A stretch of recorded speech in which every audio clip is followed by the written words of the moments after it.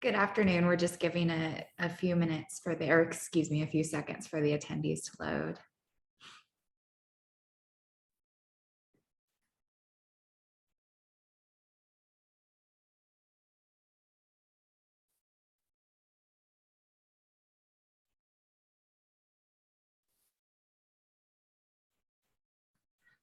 Well, good afternoon, everyone. Thank you so much for joining us for a very informative conversation about the I-205 tolling project process and what's been happening over the past months, if not years. With us today, we have Mandy Putney from ODOT, as well as Garrett Pryor, and then and Joseph Yip is here joining us as well as part of the tolling project process. So with that, I will pass this conversation on to our speakers. Thank you so much for being here today. Great, thanks, Nellie. Thanks so much for having us. We're happy to be back with the Clackamas County Business Alliance to share an update and continue to get questions and comments, I'm sure, as we move forward. My name is Mandy Putney. I'm the Strategic Initiatives Director with the Urban Mobility Office at ODOT, and my portfolio includes the tolling projects that are currently going through the National Environmental Policy Act, or NEPA, process. We're going to share today information about the work happening on 205. And I have my colleague Garrett Pryor with me. I'll let him introduce himself in just a minute before we get started as well. And he's going to focus on some of the policy work happening, including the low-income toll program. So Garrett, do you want to say a few words before we get started? Yeah, definitely. Great to be here. Live in the area and been working for City of Tualatin prior to this. So I'm just really glad to be a part of the conversation. And yeah, like Mandy said, I'm kind of working on our approach to equity and policy. And then you'll hear later in this around one of the real key elements of what are we going to do to address impacts to people experiencing low income. So I'm really happy to bring you some options ODOT has on the table and would love to hear your feedback on if you think we're headed in the right direction or what we can improve on that. Thanks, Mandy. Back to you. Great, thank you. And Nellie, I do think the format for today is that we'll go ahead and do our presentation and then there'll be time for questions at the end. Is that right?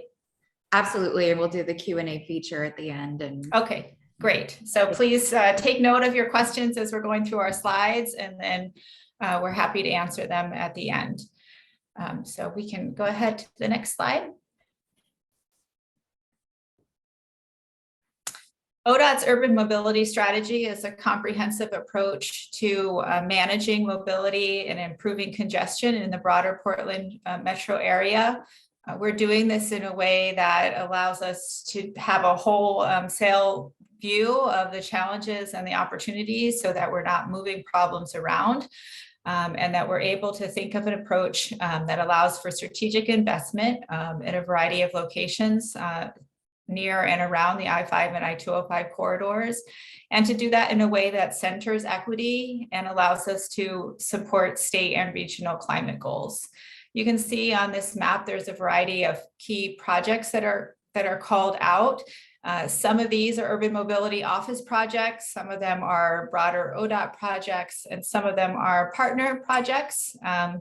We're going to focus today on the section in green in the bottom right here, the I-205 improvements project and the I-205 toll project.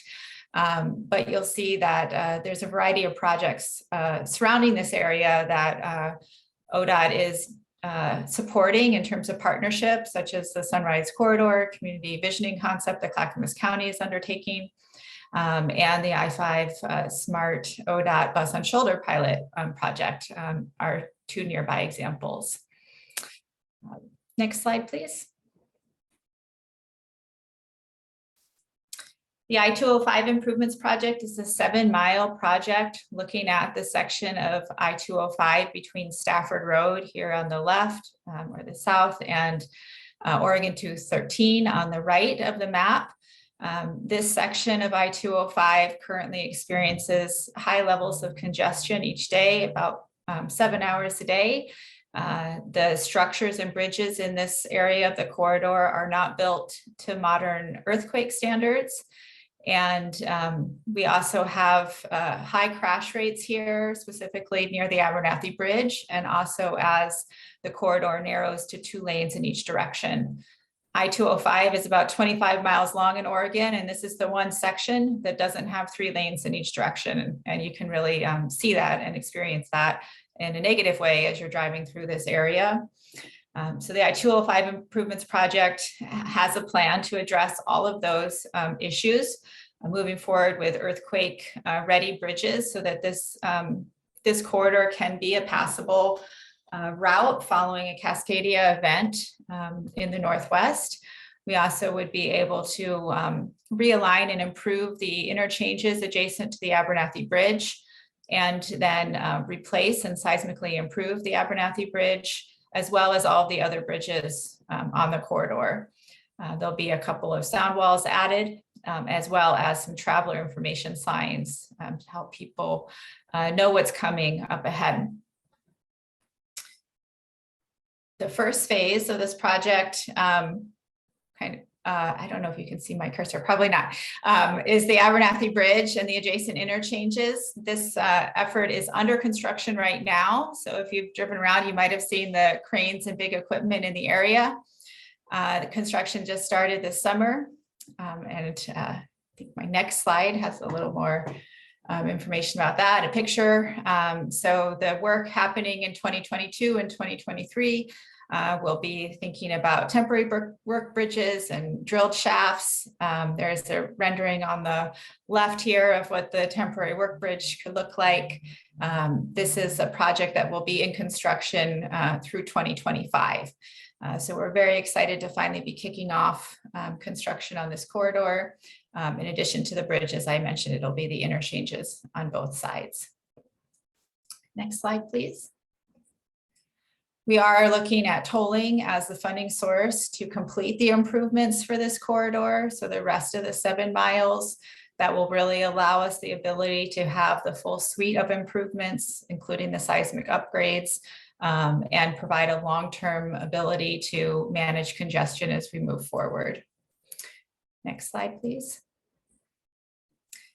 We're evaluating variable rate tolls, or tolls that have a set schedule, but with the highest tolls during the peak hours of congestion and lower toll rates at other points of the day. Those tolls would be collected near the Abernathy Bridge and the Tualatin River bridges.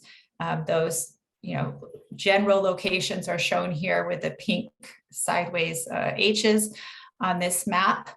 And we're moving forward with additional analysis about this right now. Next slide, please.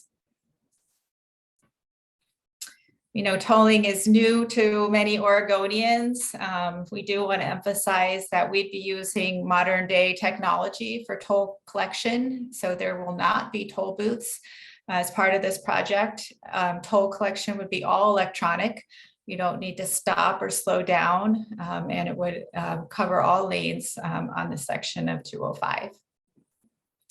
Next slide, please. We get a lot of questions about what the rates might be, and I can say we're not sure yet. We're looking at 2024 as the timing for when toll rates would be established. In Oregon, the Oregon Transportation Commission is the tolling authority and will be responsible for setting toll rates after we complete our environmental analysis that's underway and additional traffic and revenue analysis.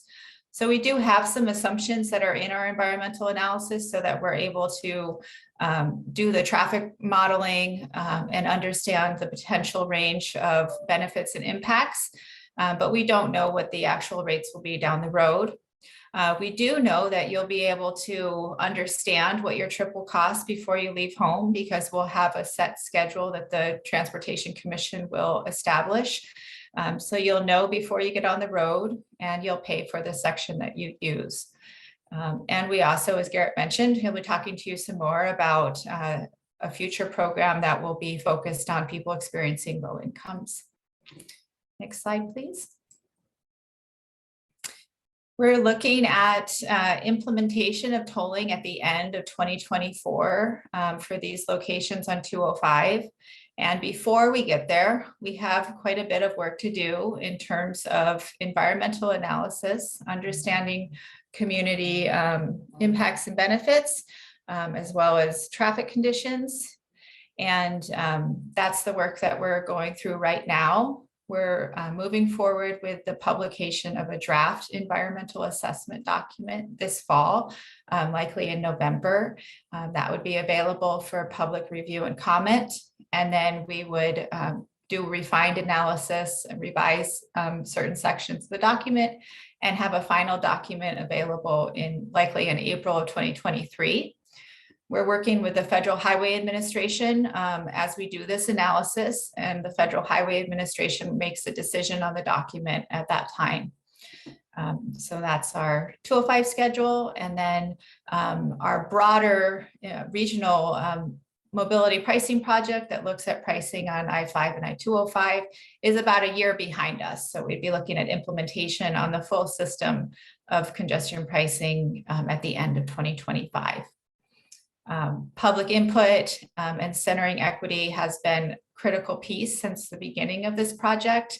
And in fact, as we're doing today, we're already sharing elements of what the findings will be in the draft environmental assessment, because we know there are so many questions out there, and we don't want to have people wait until November to read it all. So this is part of our process, is really answering questions and getting input along the way.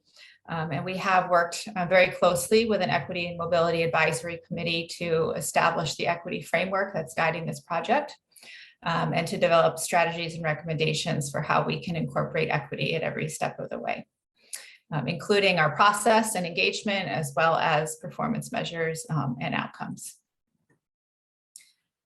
Next slide, please. I've talked a lot about the environmental assessment.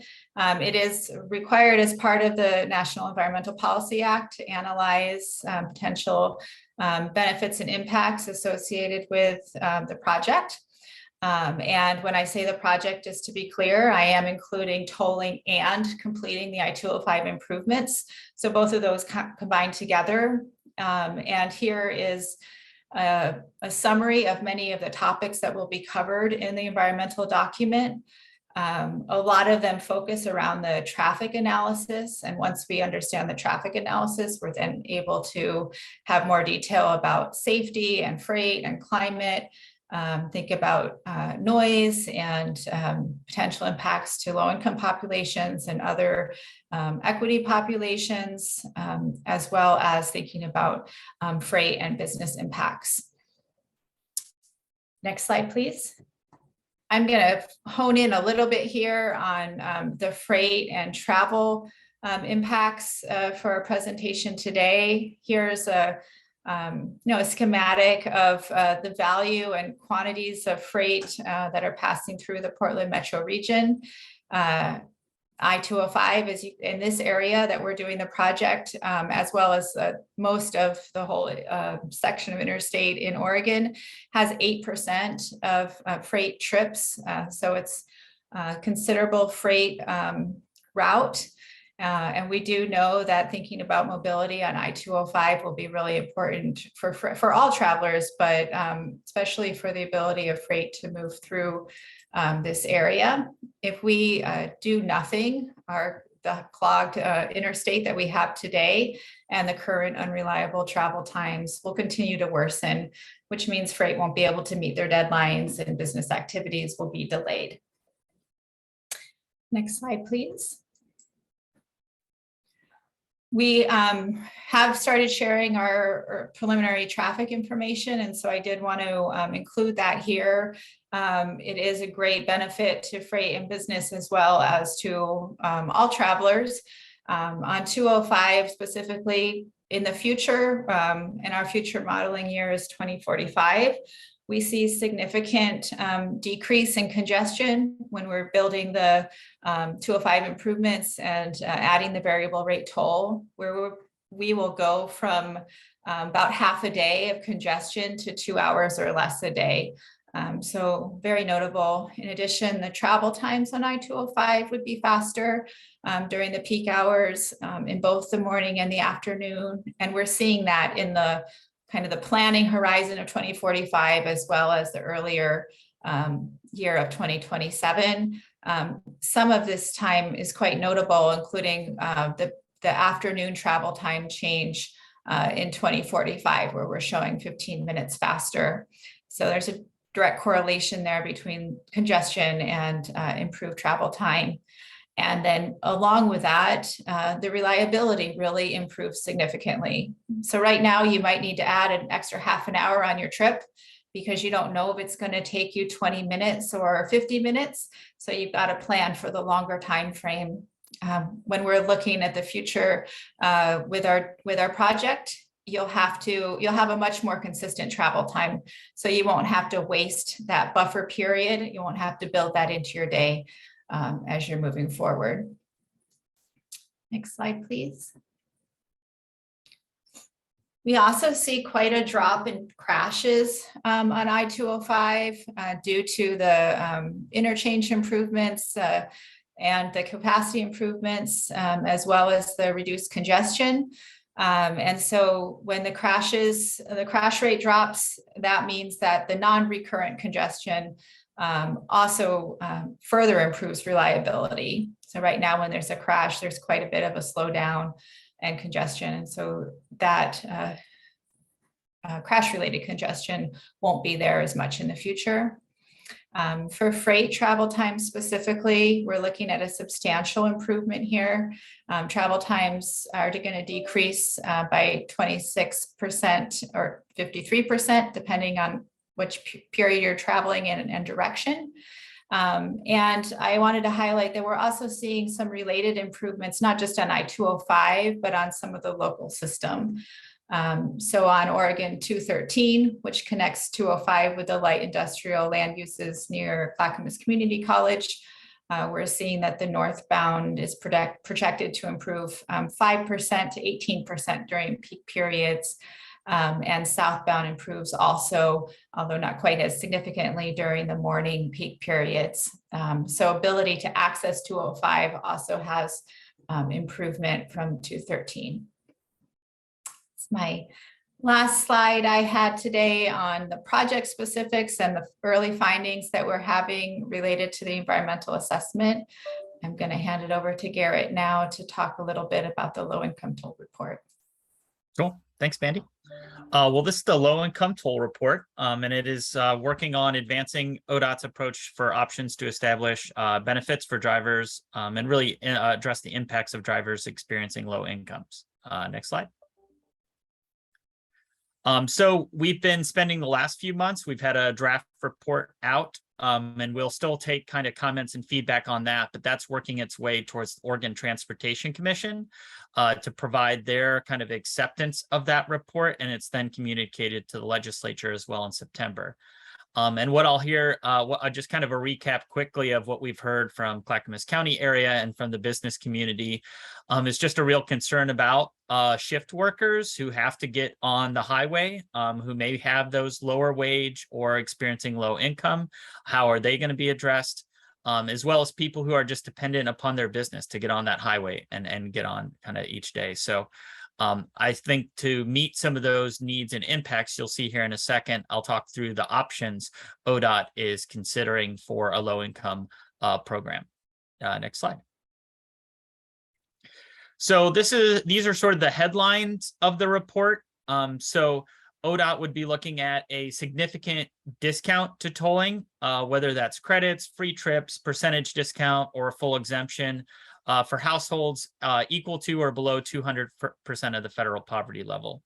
I'll provide a number to that here in a second, but the reason why we're thinking about that level is it makes it easy for ODOT to use other service providers to provide enrollment and verification, therefore lessening the burden on ODOT to collect paperwork and people to do another kind of bureaucratic step to have access to the program.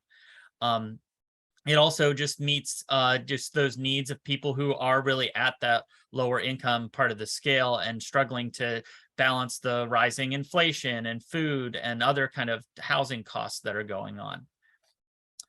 For the next level up at 200 to 400% of the federal poverty level, this is where we see a smaller, more focused discount. So it could be, again, free credits or trips or a percentage for households in that level. It wouldn't be the full exemption. That's a typo there.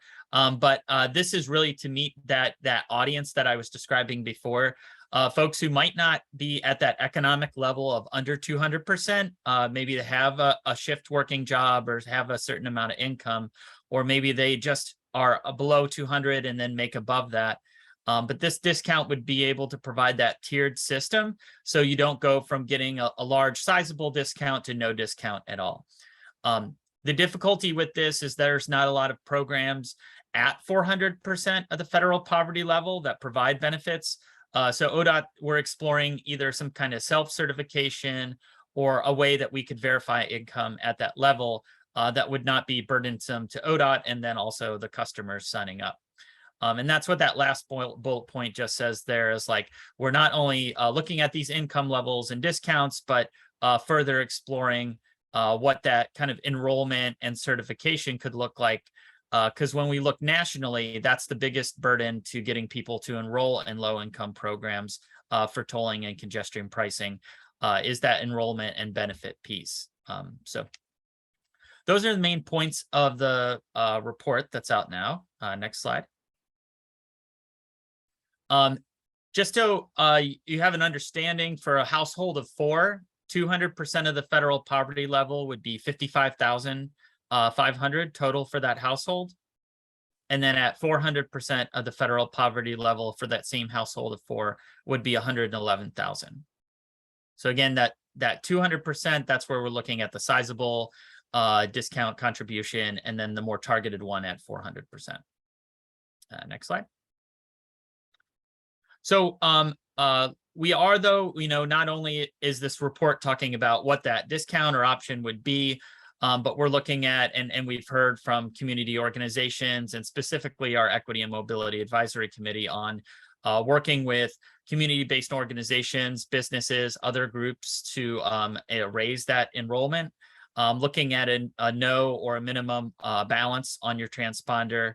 ODOT is committed to providing a cash-based option for payment of that. Definitely trying to get out in front of day one of tolling by provide extensive marketing, promotion, engagement, and then using signage and other kind of ways to reach not just income, but also linguistic ability, or if people have computers or not at home, internet or not at home, kind of that kind of diversity of audience, making sure we can reach that. Next slide.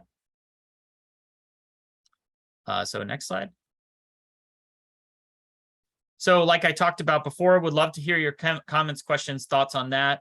Would also love, as we're just making some revisions to the report as it heads to the Oregon Transportation Commission in September. That's kind of an initial spot on that, with further work for this to be done, similar to how Mandy was describing the toll projects that are being studied under the National Environmental Policy Act. After that phase is complete, each one of these tolling projects goes into what's called a toll rate setting and rulemaking process.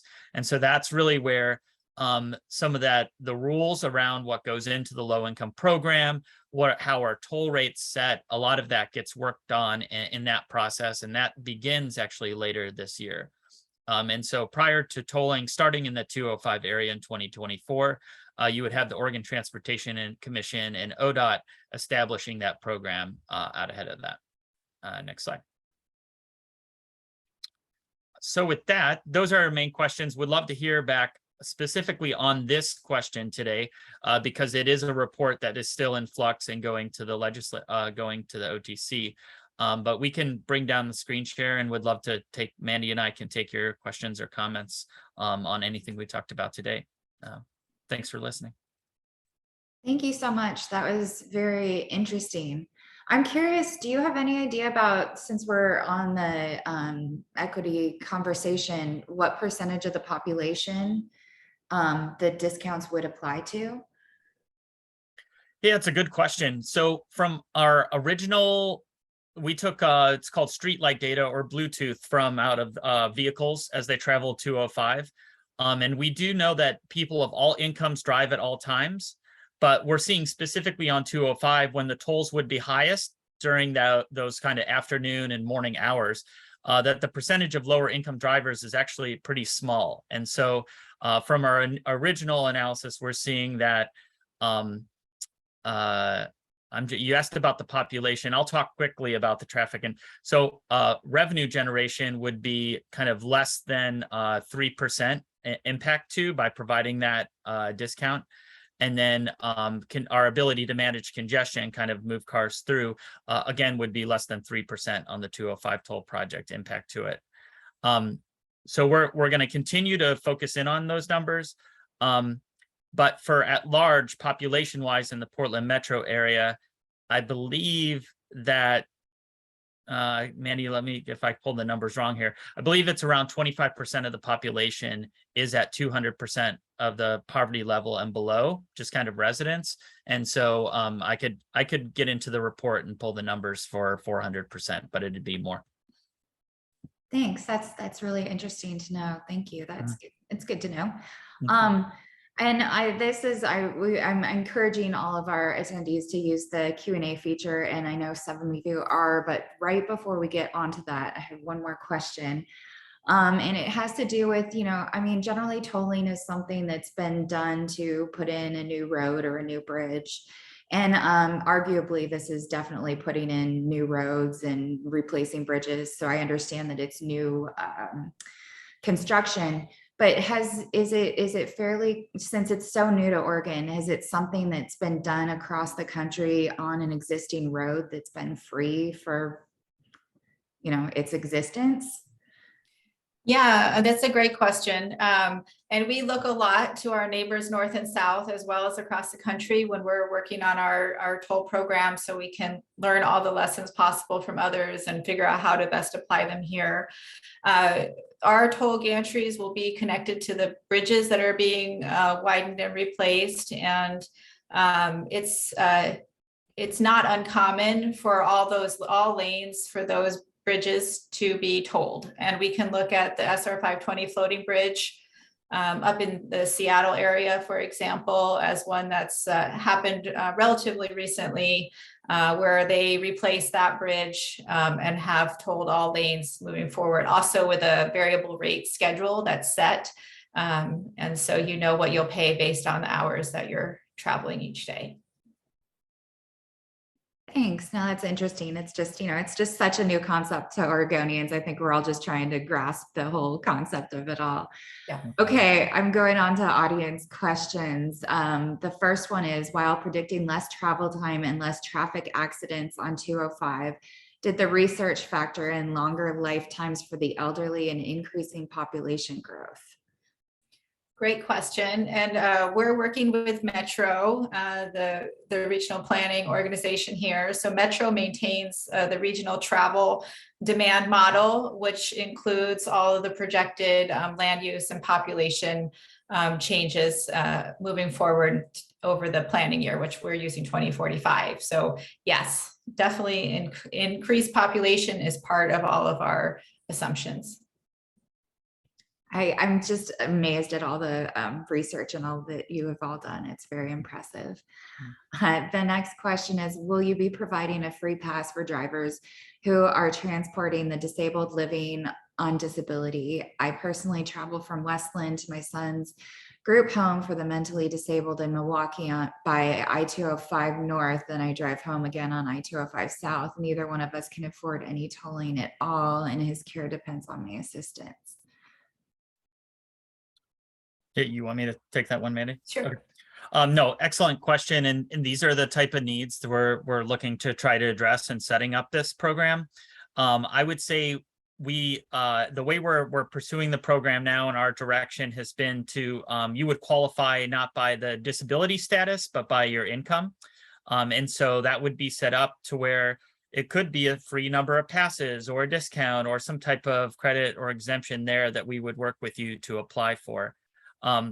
I do know that in addition to what you see here in the low income toll report, we are looking through the projects that Mandy was describing, looking at impacts to people living with a disability, those commuting patterns. So there's additional analysis we're looking at specifically through that lens to other kind of improvements that can be made, or possibly discount or other types of programs that should be set up there. And you'll see that coming through what Mandy was describing in those Toll Project National Environmental Policy Act plans.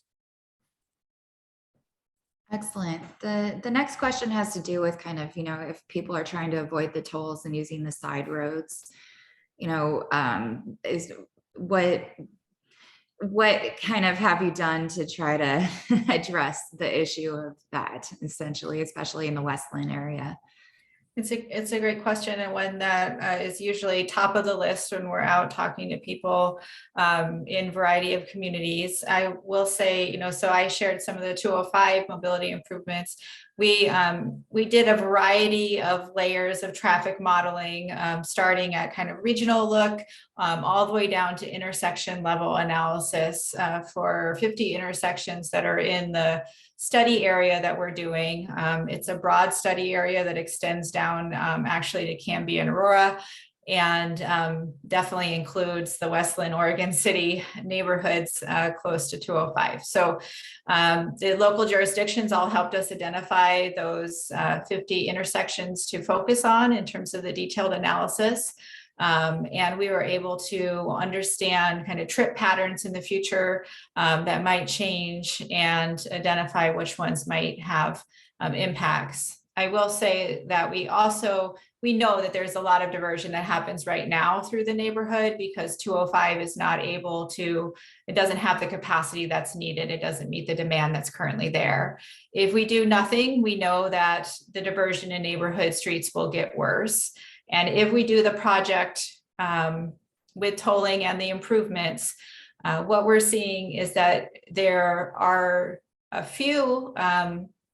some intersections that get better with that scenario. There are some intersections that might get worse. And there are more intersections, I'd say, that are not meeting standards in the future without the project and might also get a little bit worse with tolling. So we're kind of going through all those scenarios right now with our partner agency staff to understand the results. And for the intersections where there is an impact, we're figuring out what is the solution to address that impact. And then once we figure out what that solution is, and the NEPA term is mitigation, we pair that mitigation with the impact, and we codify the commitment to do that mitigation project in our final environmental document. So then it becomes part of the project. And the only thing I want to say to build on that is that that's all happening like what Mandy explained right now and leading up to toll rate setting. But once the toll's in place, we're not going away. We'll have a monitoring system. We'll have an oversight. We'll work with local cities, counties, neighborhoods to make sure that and see on here are the traffic patterns we were planning for and expecting. Is that actually how it's showing up?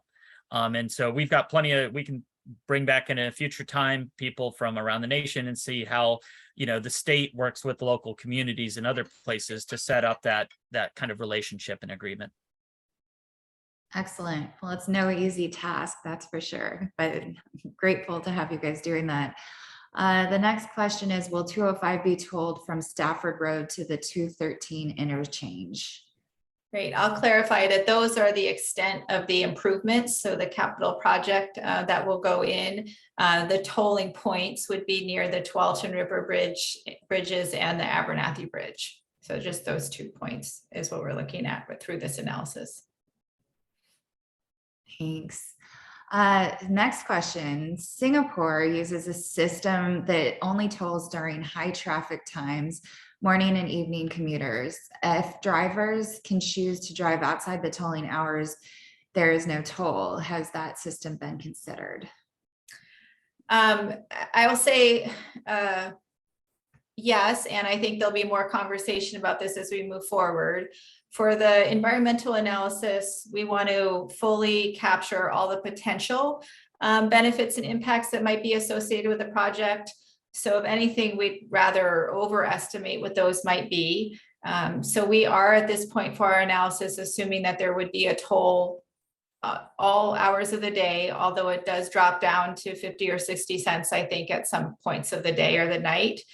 Again, this is for the basis of our analysis. The Transportation Commission may decide to have a lower toll or no toll at some hours of the day. So those decisions haven't been made yet. But I think there's definitely a spectrum out there when you look around the country and around the world in terms of how the rates are established. Thanks. I've always wanted to go to Singapore. That's fascinating. Anyway, I would like to join you. I was going to go March of 2022. So, or excuse me, March of 2020. So, we all know how that ended up. Time to start planning then again. Okay. There's a question about tolling around the Stafford Road area that that he says is already, an issue in the morning and afternoon rush hours. This causes 43 and side streets in Westland to become gridlocked. And there is a concern that tolling would essentially cause worse traffic gridlock on I-205 within residential streets in Westland. We've kind of touched on that. I don't know if we have anything else to add to that. I mean, the only thing that I'll add is that we're really committed to working with our partners so that we're able to think about how we can implement tolling in a way that works best here in this area. So we have more work to do, but our draft environmental assessment will come out with ideas that we have for how we can mitigate any impacts that we're seeing that are associated with the project. And then those can be refined before they're finalized in the document. So we're paying very close attention to the local streets. Excellent. And this is a kind of along those same lines, but what's being done to mitigate the congestion over the 7 mile corridor on Borland and Willamette Falls Drive. So, obviously this is a huge concern for some people. It's already very congested and commuters use the bypass. It will only get worse during construction. And after implementation, local residents are highly affected by this. Both of those roads are on our list that have been analyzed, and there are specific intersections on those roads that are on the 50 intersection list that we are studying in great detail. Thanks. And I know that you kind of covered this because you said it's all going to be automated, but how will the tolls be determined and collected? Will there be a monthly pass option? Do you want to talk a little bit about the toll rate setting process, Garrett? Yeah, sure, definitely. So Mandy showed the picture of the all electronic tolling piece of it. So that's in concept and in function how it'll work. Now the actual details of that get worked out in what's called rulemaking. And so it's a very public, transparent process. There's a committee of approximately 15 people that are kind of reviewing and kind of providing that guidance to ODOT on what that should look like. Because there are state laws around kind of how is your data collected, who gets your data or doesn't get your data, how long can ODOT keep that before providing that back? Because if you, so the easiest way you'll be able to pay the tolls is there'll be some type of transponder account. It could be a little sticker on your car or kind of like a mobile app. We're working on kind of that applicability. But then if you don't have that, one of the ways it's set up, it captures your license plate, a picture of it, and then mails it through your registration to your address to pay for it. But there's a lot of details to be worked out in there, especially even if you don't pay your tolls. What does that mean? What's the enforcement behind it? And that gets worked out in this rulemaking process, which again, we can send information along about because it's looking to get started kind of probably at the tail end of this year, but it'll kind of take a year and a half to work through. Understood. Okay, this one's a long one, so bear with me. For Westland, what studies are being done to gauge the impact made on current businesses located along divergent routes that will be heavily congested, Willamette Falls Drive and Highway 43? Both Lake Oswego and Westland have close to 60% of their business owners and employees that live outside of our community. We do not have the transportation infrastructure, park and rides to provide a reprieve. Instead, it will greatly impact and burden every business and individual working for them, leading to more closures as we recover from the pandemic. As our community works to grow and support diverse business coming to Westland and Lake Oswego, business owners are sharing that they have no desire to bring their new business to an area faced with tolling, cost impact, and having staff issues due to tolling travel fees. Given our location, we know the tolling work will move forward, but how can we have discussions that will address these major issues in our community moving forward to lend support instead of reducing it? Great. Well, I really appreciate this question. And, I'll start with the bottom first to say, I think avenues like this are really helpful for us so that we're able to continue to get questions and comments, especially as we're in the middle of doing our analysis, to make sure that we're able to answer questions like this in our draft environmental assessment. We will have a chapter on economics, and we have also sections that are in there on like social and cultural resources, including access to those locations. So that is something that we will definitely have more information on in the document. As I mentioned, we're doing a lot of work to think about diversion and impacts, and also which locations might improve. So that is underway. I've been in a couple meetings just over the last week alone that involve transit agencies and conversations related to project planning and mitigation. We do have a transit multimodal working group, and are working with a variety of different transit agencies to think about potential transit and multimodal solutions that could move forward along with the 205 project and tolling. So those conversations are definitely happening, and I'm always open to more ideas about that. And so I do really appreciate that question, and all those conversations are underway, and hopefully we'll have some more answers and information to share soon. And the only thing I'll say to build on that is, we see the I-205, those two bridges Mandy talked about, the Abernathy and Tualatin, kind of being the first step. We're hoping a year later, 2025, the Regional Mobility Pricing Project. So that's pricing, the congestion pricing of I-5 and I-205 would come online. So this wouldn't be a, call out section area for this area. And as we've looked at like these more regional tolling systems nationally, there are a lot of times it could benefit local businesses. People decide to shop or go out to a restaurant local instead of getting on the highway and driving up into Portland for a night out, for example. So we really wanted, with the investments in mobility, like Mandy's saying, in addition to kind of the change in shopping patterns, we're hoping this is a benefit long-term for the community. Thank you. Councilor Lewis is actually on, and she's raised her hand. So if you don't mind, I'll allow her to talk. Absolutely. Okay. I'm so sorry. I did not mean to raise my hand. Oh, all right. Well, we just went ahead and did that. Nice to see you. Thank you for joining us. There is a question about applying for federal funding through the new infrastructure bill to help pay for this project. I have. So I have submitted a grant application for funds to support the future construction. Everyone keep your fingers crossed. So I'm hoping that we hear over the next couple of months.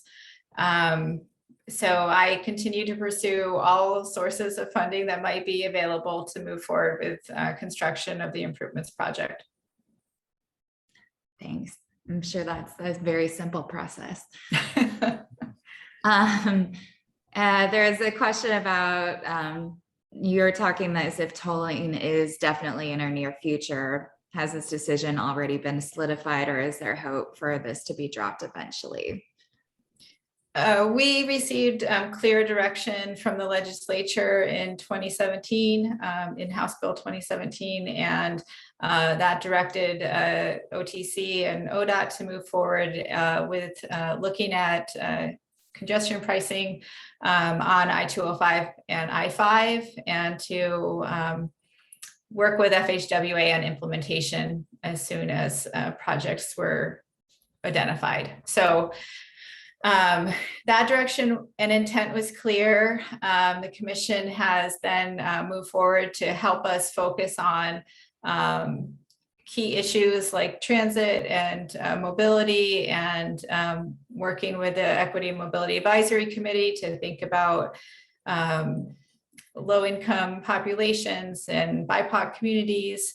And so that work is underway. As I mentioned, we also have started construction on this corridor already. The construction underway is the cost of that construction is just under $500 million, and project costs continue to rise based on rising costs of fuel and concrete and supply chain issues. So we are expecting that project costs for the full improvements will also be higher than were once envisioned. So we at this point do not have other revenue that's identified for this corridor, and we have borrowed funds so that we're able to move forward with construction of the Abernathy section. So tolling is our source of funding that we're able to identify as the way to do this project and to complete it.